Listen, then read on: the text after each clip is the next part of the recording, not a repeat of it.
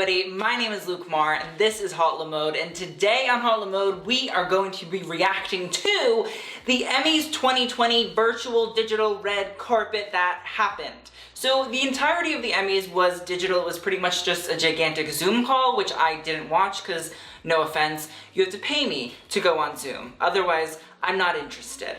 But it did not mean that we did not get quite a lot of serves from a lot of the celebrities that showed up and showed out at the Emmys. It is going to be a little short red carpet because there weren't too many looks, but I think it was actually quite a substantial one. And listen, sometimes you need to slim it down to get a substantial quality experience. So let's get into the red carpet. First up is Annie Murphy. Now she is from the famed show Schitt's Creek, if you do not know, and she's wearing Maison Valentino. Now, listen, I understand that Pure Paolo Pacioli's ready-to-wear collections do revolve around black a lot of the time, but I'm not particularly impressed by the suit situation. Now listen, it's a normal suit, nice fitted blazer, I guess, a little bit of a wide leg pant, a sheer top, and lacy black bra underneath. The thing is, I've been waiting for Annie Murphy to sort of like hit it out of the park fashion-wise, and this just doesn't seem terribly that. Again, like, I hate to use baseball analogies, but foul ball, really sad, like line drive, like straight to the shortstop, and then he tags you as out. It's like, you hit it, just not well. Also, I must say that the sneakers don't help at all, giving me very J.W. Anderson Converse that got knocked off by Converse after they stopped working with J.W. Anderson. Yikes. Next up was Billy Porter wearing this H.E.R. couture white suit look. Now listen, Billy Porter is one to definitely push what menswear is seen as on a red carpet, and this simple fitted white suit with a little bit of a flared oversized pant is really great. It's simple, it's classic, I'm down for it, but the way that his team has wrapped this white fabric beautifully around his upper torso and created a train with the fabric it's so beautiful. I love the fact that they've mixed this sort of strict, tailored aspect of a suit with a kind of light gentleness and flow, which, you know, is this little white chiffon fabric. Billy Porter is one to always go and do a little bit more of a feminine style, wear a dress on a red carpet, do a bit of a train, and I feel like this is a great way to bring together those two aspects of mixing masculinity and femininity in a way that's not like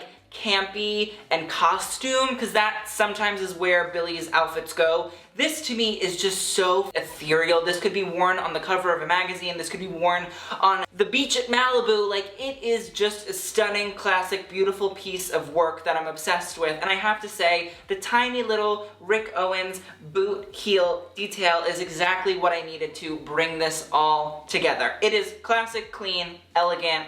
I love it. Proud of Billy Porter and the team. Next up was Catherine O'Hara, and she is also wearing Maison Valentino, and the dress is interesting. Catherine O'Hara, to me, utilizing her sort of Moira Rose isms is very important, at least considering Schitt's Creek is now over. And I do wish that there'd been more of a little bit of a dramatic look for this moment. And I mean, considering she won an Emmy, I'm even more like, give me the drama, give me the drama. Like a Valentino Haute Couture moment would have been very, very appropriate here. Just saying. It seems like it is a strapless black bodycon dress with a sequin turtleneck top or bodysuit underneath. And while I see the, you know, sort of creation of shape somewhat, I'm just a little bit tired, a little bit sad about it, because I do feel like there are so many elegant Valentino looks that could have been pulled out with like a major Moira Rose wig experience. And I also understand, like, black, Moira Rose, very chic, very dark, very, you know, elegant woman living in the middle of a small town. I feel like that's me currently. But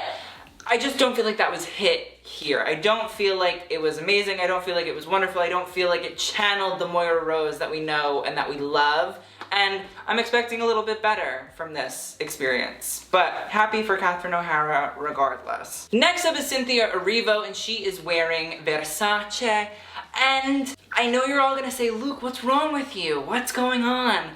I'm sort of interested by this look. This little cocktail dress, she is weird. She is very strange. She's out there. She is puke green and purple and yellow and has this strange triangle detail and effect, but it seems like it's a sort of simple yellow cocktail dress with a sheer overlay of like this embroidered purple style and this headband effect. We talked about it for Elodie when she wore Versace for the Venice Film Festival, which if you have not watched that video, go watch it. There are these sort of like headband foam pieces that have been showing up across some Versace looks, and I like the fact that they're on the sleeves here. I feel like normally it's sort of in this neckline area, and I like the fact that it gives a little bit of a bump to a sleeve, a little bit of a strong shoulder without actually being like a tailored shoulder. It's embroidered, I will say, close up, don't love her as much, but far away, I sort of love the Nickelodeon-esque colors going on. There is something interesting to it. It's out there, it's a risk. Do I think the risk totally paid off? No, but like I'm gonna give this a 70. Like this passes for me. Something strange, something ugly, something crazy. And I appreciate that, you know, Cynthia Erivo's team was taking a risk. Next up is Dan Levy. Now, personally, I feel a very much so affinity to David Rose from Schitt's Creek. Like, I sometimes think that I have written the character of David Rose, or it's based on me in my personal life, but I respect Dan Levy a lot. I think he's really great, and I love that he's wearing Thom Browne here. Now this is a sort of fitted corporate skirt suit, which, you know, normally a lot of the Thom Browne suits that we see on men that have skirts involved have pleats, but Dan Levy went for like the full skirt, no pleat, and I respect that. I think that's very important. I think that's very interesting. I like that it's just a skirt. I do sort of wish that the blazer was buttoned up and both buttons. I just don't love the way it flares out, but I like the way that it's fitted. I like that it has the simple little white button down. I like that it has the nice little gray tie, a little bit of a pocket square moment going on. I love the socks, and last time that we talked about Thom Browne on Jeremy O'Hara's, I was like, it's 3 stripes, that's how you know it's Thom Browne. It's actually 4 stripes. I guess I just missed one, I don't know. But the shoes also, quite simple sort of combat boot with the Thom Browne red, white, and blue stripe over it. I'm really not mad about them. Do I wish that we were getting a little bit more of like a dramatic shoe? Yes, but I will take these combat boots. I do really think they work. I do love the entirety of the look. I like that a risk was taken here. I like a skirt moment. I think it's exciting. I think also the fact there are no pleats on this skirt is also really, really cool, because for me, I feel like I hide the fact that I'm wearing a skirt because I use my pleat moment to say, look at the drama of my pleats, instead of just saying I'm wearing a skirt or a kilt, whatever it is. It's a risk. I'm happy with it. I think it works. I love the dedication to Thom Browne. Next up is H.E.R, her. I don't really know exactly how you say it, but she's wearing custom Vera Wang. Now,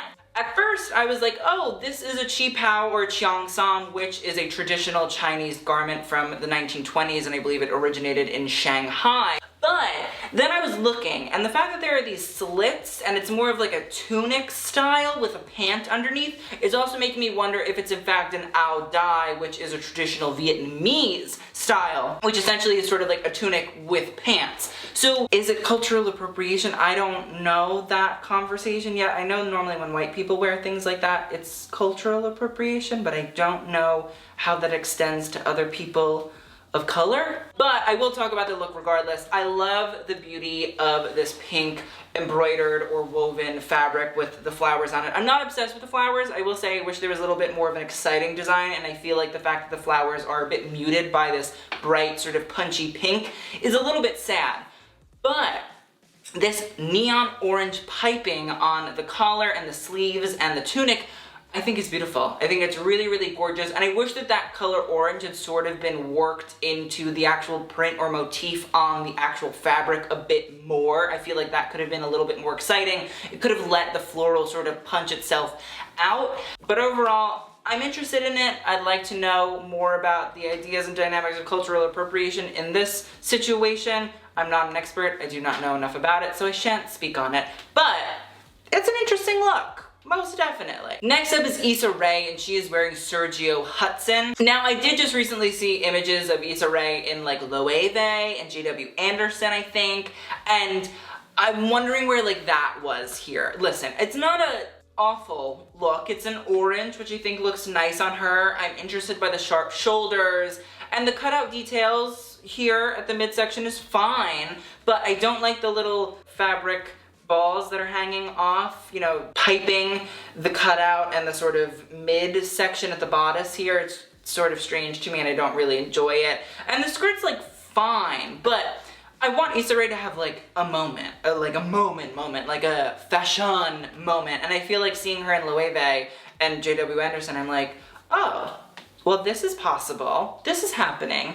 Where is that moment now, here, happening, where I want to see her? I want to see it. I want to see it form. And I'm not getting that, unfortunately. So, disappointed. Then Jennifer Aniston wore a Dior by John Galliano look. It's a very simple sort of like bias cut looking black dress that has some sort of flappy detail at the hem. It's not terribly exciting, and you know, the low quality of like the zoom didn't exactly help with getting to see much detail about the look. Next up is Jeremy Pope, and he is wearing Louis Vuitton, and I am obsessed. Now, if you guys do not know, this dark brown and light brown motif that's going on throughout this beautifully fitted suit by Virgil Abloh is actually the damier motif. Now, that was invented by Georges Vuitton, who was the son of Louis Vuitton himself. And I love that it's actually brought, I do think that this beautiful sort of chocolatey color is sucking in the suit. I think it's really stunning. I think it fits really beautifully. He's wearing a boot.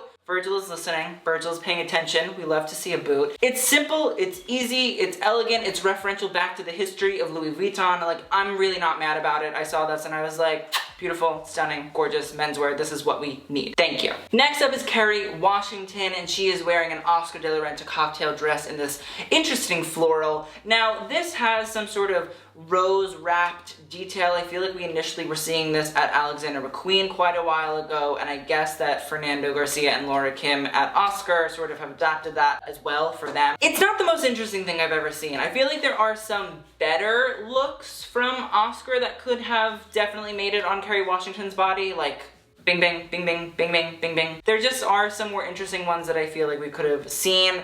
It's fine, but there's nothing dynamic about it. There's nothing about it that tells you, oh my god, it's Oscar de la Renta, like, holy shit, it's gorgeous. There's just nothing wow factor about it, except that it fits, but that's kind of a requirement at this point. Then Kerry Washington wore this gold and black Dolce & Gabbana dress, and like, it's immediately done. It's immediately over. Like, no more. No thank you, Kerry Washington. Why are we wearing Dolce? Why don't we just take this dress and burn it? Next up is Reese Witherspoon, and she is wearing Louis Vuitton, and it's just a simple cocktail dress. Now, I know that the Emmys sort of said, like, come how you are, like, wear pajamas, but it's just a black dress, Reese. Come on. Give me something exciting, hot, flamey, interesting, gorgeous. This just is very simple. Like, you know what? In a weird way, I'm sort of yearning for Nicolas Ghesquiere's, like, hideous fashion choices to, like, jump out now. You know what I mean? I've been asking for simple, easy, effortless work from him for red carpet and, like, custom looks. And now I'm saying, give me the weird shit from the runway. Like, that's, I guess I need that now, because this is not exciting at all. Maybe she bought it in the boutique, I guess, possibly, although I don't think Reese Witherspoon gets dresses from boutiques. I feel like she's more of a custom gal, and I've never seen this dress before in my entire life, so I'm assuming it's a custom one. Yeah, it's just bleh. Next up, Regina King. She's a king, she's a queen, she's an icon, she's a legend, she's a star. She is wearing Schiaparelli Haute Couture. Now, I believe this is like spring summer 2020 Haute Couture, and it is a beautiful blue cocktail high-low dress with this gorgeous cloud shoulder detail that is covered in these weird jewels. Schiaparelli, honestly, it's not always my favorite brand in the entire world, but something about this I think is really gorgeous. I think it's really stunning. I love that Regina King is taking wonderful chances. She's going out there, she's trying it, she's doing it, she's putting out the energy that I think we need, that I think that we want, that we need to survive the entirety of COVID fashion experiences. I love it. I love the way that it fits on her. I think it's really gorgeous in that regard. I love that it's a high-low. It shows off her beautiful legs. I love that we get a little bit of a shoulder moment too, but the other side is sort of elongated and alleviated by this big blue cloud effect of fabric, which is something that I need to understand how Daniel Roseberry gets these pieces of fabric to stay up, because I can imagine they're kind of heavy, especially when you put all that beading and embroidery and jewels all over it. So Yeah, I love it. I'm super happy about it. I think it's wonderful, stunning, great. Regina King and your team, thank you. Next up is Sandra Oh, and she is wearing Career Limited, and now this is a pretty simple sweatsuit. She's wearing a little bit of like a yoga flared pant, a little sneaker moment, and this silky little track jacket. Now I did see that somebody said that the embroidery on Sandra Oh's jacket says Black lives are precious in Korean, which I think is really wonderful, I think is really stunning, and it's great to see Sandra putting messages not only through an English speaking audience, but also to a Korean speaking audience as well, so that everybody knows Black lives are precious, because it's true. It needs to be known. I think in reality I'd like a little bit more drama from Sandra.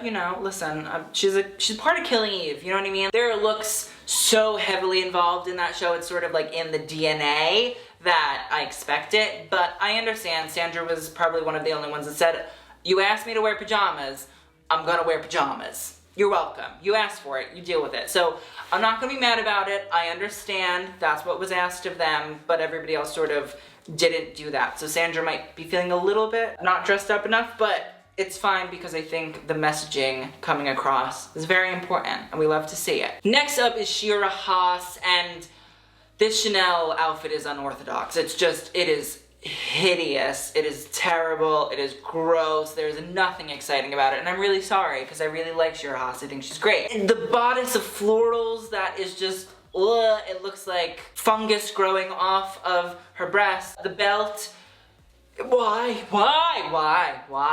do we need a belt? Why? What was the reason? This hideous floral printed skirt is also just terrible. Like, I'm sorry, this doesn't even look like Chanel Haute Couture to me, and it's supposed to be Chanel Haute Couture. Like, was this on the runway? I've never seen this on the runway. I don't remember it, maybe I blanked it out. Considering what Tilda Swinton recently wore at the Venice Film Festival, I'm kind of expecting like good Chanel Haute Couture looks somewhat, and this has just pushed me over the edge. I'm done, I'm tired, I'm over it, I'm sad. Chanel, Virginie, what's going on? Next up is Tracee Ellis Ross wearing Alexandre Vauthier, and I love this. Normally I'm not a gold lame kind of gay, you know what I mean? It's just not my thing, it doesn't really work in my opinion, but something about this dress in this tiered pleated gold lame, full of this lettuce hem frilled, frills, is beautiful. Now, I feel like maybe kind of sort of a little bit Tracee Ellis Ross is referencing the iconic Stephen Burrows who invented the lettuce hem,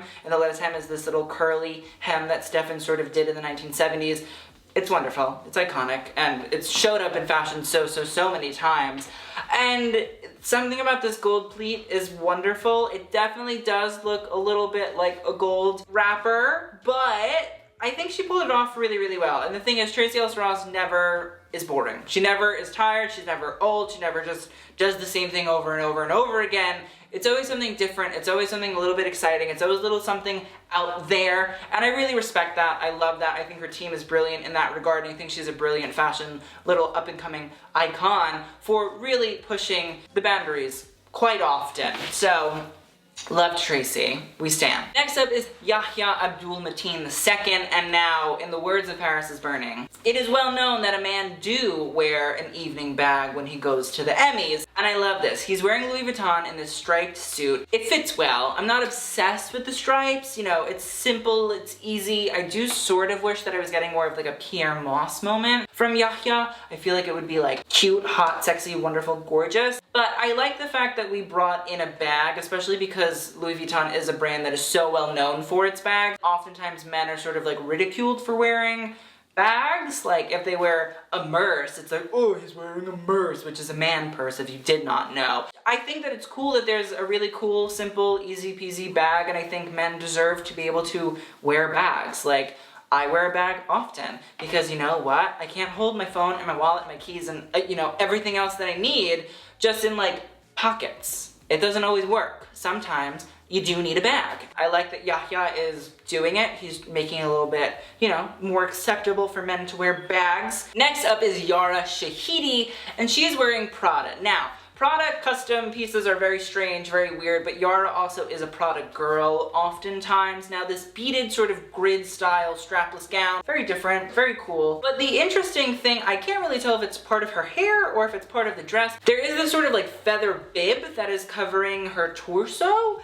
area, and I'm interested in it. I think it's very Prada-esque to do something a little bit weird, a little bit wacky. Do I love it? No, but I feel like with Prada, I don't always love it. It takes me some time to understand what's going on, what Miuccia Prada's intentions are with it, like why we would do such a thing. And I think exclusively in the case of Prada, it's okay to do that. Normally, Miuccia Prada is trying to send a sort of subverted message through the use and, you know, way of styling her clothing, and I think this is probably another really great example of that.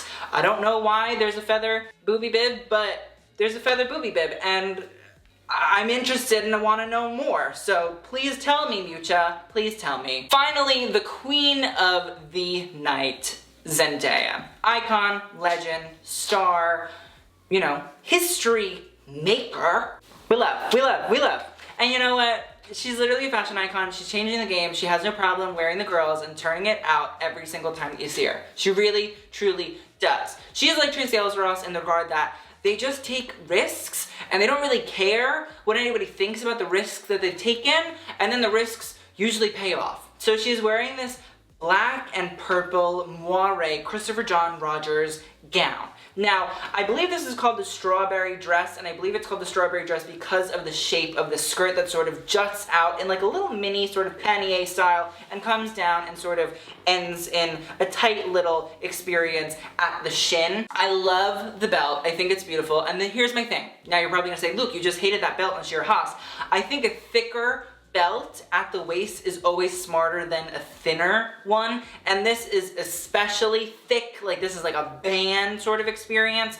And then these shoulder details, black, easy, beautiful, sort of minimizes and creates a little bit of a sleeker style up here and does not take away from the actual skirt, which, you know, the moire silk skirt is sort of the most important aspect of the look. I think La Roche did an amazing job. He knows what he's doing. He has no problem doing what he's doing. And Zendaya, I'm pretty positive, said about this Emmys experience, like, we're supposed to, you know, be casual, but I'm not gonna be casual. And she's right, she wasn't casual, and I'm obsessed. She looks beautiful, she looks stunning, they did an amazing job. Nobody can deny it. The finale look that we will be talking about today is again Zendaya, and it is an Armani Prive look. Now, this Armani Prive look is a gigantic polka dot black and pink skirt with a V strap and some sort of beaded bandeau style. Now here's my thing. I'm obsessed with this skirt. I actually at first was sort of concerned by it. The more and more that I look at it though, I think this light bubblegummy pink, or like Glossier pink more so, is gorgeous. I think it's great. I love the fact that there are different sizes of the polka dots. I think it adds more texture. I think it adds more dimension to it. I love that it's sort of semi-sheer and that it's a big skirt. Like she's big, she's thick, she doesn't care, she wants you to know she's there. And I'm not really super duper mad about the V-strap, you know what I mean? Like, it's interesting, it's different, we don't really see it a lot. It's sort of different for me of Armani Prive. It's a little bit more like angsty and young and edgy, but I'm not sold on the beaded bandeau. Here's the thing, I think this gray color or silver color really is so totally different and juxtaposed against the black and the pink in a not good way. Had the bandeau been in like a little glossy pink, I would have said yes, sold, here, love it, amazing, interesting, gorgeous, stunning, fantastic, but it just totally throws it off for me at the top. I just don't understand it. I don't know why we would do it in silver. It's just, ugh, and I just want to imagine her in just the skirt. And, you know, I'm not gonna look at the top, you know what I mean? Respectfully looking at the skirt. It's not a band O. It's a band no. That is the end of the video. I hope you guys enjoyed. I know this is a little shorty, but I think it was well worth it. I think we needed to talk about some of these amazing iconic looks, and I'm really happy about what the girls did at the Emmys this year. So again, thank you guys so much for watching. I will see you on the next one, and TTYL.